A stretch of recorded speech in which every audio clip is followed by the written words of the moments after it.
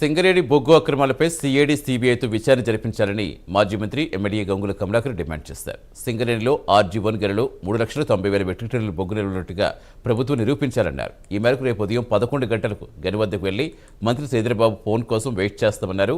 అక్కడ బొగ్గు నిల్వలు లేకపోతే వీఆర్ఎస్ ప్రతినిధులు పోలీసులు అడ్డుకున్నారని మండిపడ్డారు. సింగరేణి కాంగ్రెస్ ప్రభుత్వం దోచుకుంటోందని ఆరోపించారు. సంస్థ దివాలా తీసే విధంగా ప్రభుత్వం చేస్తోందని గంగుల సింగరేణిని కాపాడుకోవాల్సిన బాధ్యత తమపై ఉందని చెప్పారు.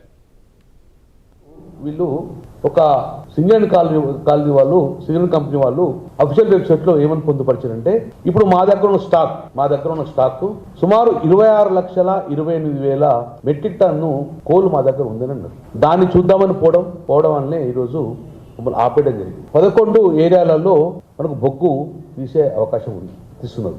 దాంట్లో ముఖ్యంగా రామగుండం ఏరియాలో ప్రధానంగా RG1లో వాళ్ళు ఏం చెప్పారంటే బొగ్గు అవైలబుల్ ఉన్నది మీరు అని వాళ్ళు డైరెక్ట్ స్టేట్మెంట్ ఇవ్వడం జరిగింది. సో ఆ బొగ్గు నిల్వలు ఉన్నాయా లేవా అని చెప్పి పోదామంటే అప్పటికి మా వాళ్ళు పోయి ఇక్కడ బొగ్గు నిల్వలు లేవు, ఇదంతా ప్రభుత్వం బూటకం ఆడుతుంది, ప్రభుత్వం మోసం చేస్తుంది, సింగరేణి సంస్థను బలహీనపరుస్తుంది, ఆర్థికంగా దెబ్బతీస్తుంది, కాబట్టి రమ్మంటే మేము పోవడం వలన అక్కడ 3,90,000 కాదు కదా 5,000 మెట్రిక్ టన్ను కూడా బొగ్గు లేదు అని చెప్పి తిరగడం జరిగింది. శ్రీధర్ బాబు గారికి ఇప్పుడు నేను సూటిగా ఒకటే డిమాండ్ చేస్తున్నాను. రేపు మార్నింగ్ 11 గంటలు మీ ఫోన్ కోసం వెయిట్ చేస్తాం. ఏదైతే RG1లో మీరు ఏదైతే స్టేట్మెంట్ ప్రకారము మీరు